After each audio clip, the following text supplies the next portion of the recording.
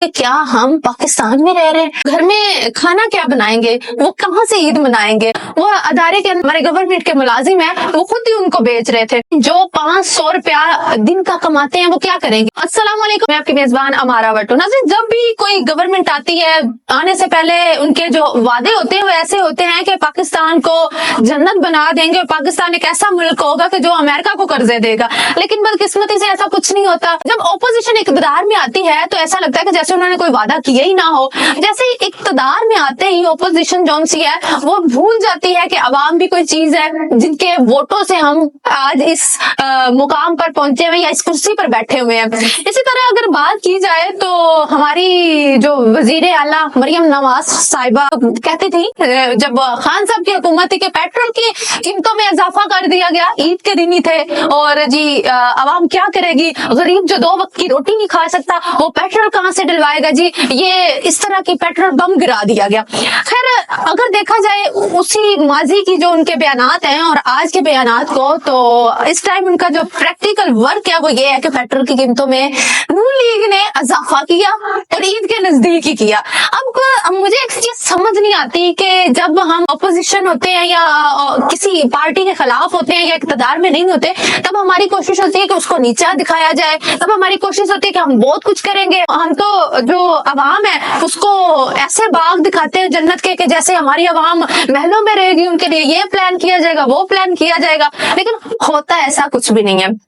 باقی پیٹرول کی قیمتوں کے علاوہ بھی بہت سی ایسی اشیاء ہیں جن کی قیمتوں میں اضافہ کیا گیا۔ اس ٹائم پاکستان میں مہنگائی کی اگر بات کی جائے تو 29 سے 30% مہنگائی ہے۔ اس ٹائم ایک میڈیا رپورٹ کے مطابق پاکستان میں جو مہنگائی ہے وہ 29% ہے، اور ایک ہفتے میں 16 اشیاء جو ضرورت کی ہیں ان کی قیمتوں میں جو اضافہ آیا ہے وہ 16% ہے، اور جو 13 ایسی اشیاء جن کی قیمتوں میں جو کمی ہوئی ہے وہ تقریباً 22 کے قریب جو اشیاء ہیں ان کی قیمتوں میں جو سی کمی ہوئی ہے۔ رپورٹ کے مطابق کہا جاتا ہے کہ جو ہم ٹماٹر کھاتے ہیں، ہانڈی میں استعمال کرتے ہیں، میں تو حیران ہوں، وہ 11 روپے تک اضافہ ہو گیا۔ مجھے لگتا ہے یہ غریب عوام اب ہانڈی نہیں پکا سکے گی، ہمیں لگتا ہے آہستہ آہستہ ہم سارے سڑکوں پہ آئیں گے، صرف ایلیٹ کلاس رہ جائے گی اور جو مڈل کلاس فیملیز ہیں وہ تو ختم ہی ہو جائیں گی۔ اور جی مرغی کی جو قیمتوں میں اضافہ کیا گیا ہے وہ 13 روپے اضافہ کیا گیا ہے۔ پیاز کی قیمتوں میں جی 3 روپے اضافہ ہوا، لہسن 4 روپے جو ہے وہ جی مہنگا کیا گیا۔ اسی طرح مٹن کی قیمت میں 7 روپے تک اضافہ ہوا۔ مطلب میں اس قدر جو میرے پاس سامنے رپورٹ ہے وہ دیکھ کے حیران ہوں کہ کیا ہم پاکستان میں رہ رہے ہیں؟ کیا ہماری غریب عوام کھانا کھا سکے گی؟ کیا ہمارے غریب لوگ جن کی جو 500 روپیہ دن کا کماتے ہیں وہ کیا کریں گے؟ وہ ٹماٹر لیں گے، لہسن لیں گے، پیاز لیں گے، یا پھر وہ گھی لیں گے یا نمک مرچ لیں گے؟ دوسرے نمبر پہ جی راشن بانٹا جا رہا ہے ہماری گورنمنٹ کی طرف سے، جو ابھی تک سننے میں آیا کہ بہت سے علاقوں میں غریبوں تک پہنچایا ہی نہیں گیا، اور بہت سے ایسے ادارے ہیں، ایک ریسنٹلی رپورٹ سامنے آئی تھی کہ وہ اداروں پہ چھاپا مارا گیا تو وہ جی جو راشن آیا تھا وہ ادارے کے ہمارے گورنمنٹ کے ملازم ہیں وہ خود ہی ان کو بیچ رہے تھے۔ شرمناک اس طرح کے سامنے واقعات آتے ہیں تو میں بڑی حیران ہوتی ہوں کہ گورنمنٹ کو ہم کیا کہیں۔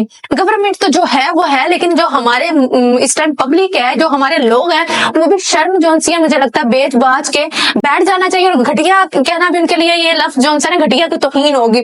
غریب عوام سڑکوں پہ مانگ رہی ہے، غریب عوام اس ٹائم ایسے لوگ موجود ہیں جن کے لیے عید کا جوڑا خریدنا بھی جو ہے نا وہ عذاب ہے، تو وہ گھر میں کھانا کیا بنائیں گے، وہ کہاں سے عید منائیں گے؟ مجھے تو ایسے لوگوں پہ اس ٹائم بہت ترس آ رہا ہے کہ اللہ تعالیٰ ہمارے حال پہ رحم کرے۔ اور ریسنٹلی ایک رپورٹ آئی تھی کہ پی آئی کو کوئی جو سے اسلامی ممالک خریدنا چاہتے ہیں تو وہ خریدیں گے بھی۔ تو میں کہتی ہوں کہ جن بھی جو بھی ہمارے حکمران آج تک آئے ہیں یا جو ہیں جس طرح بھی ہیں، میں کہتی ہوں جس نے بھی اس ملک کا اتنا برا حال کیا ہے اللہ ان کو غرق کرے، جس طرح فرعون کو غرق کیا تھا۔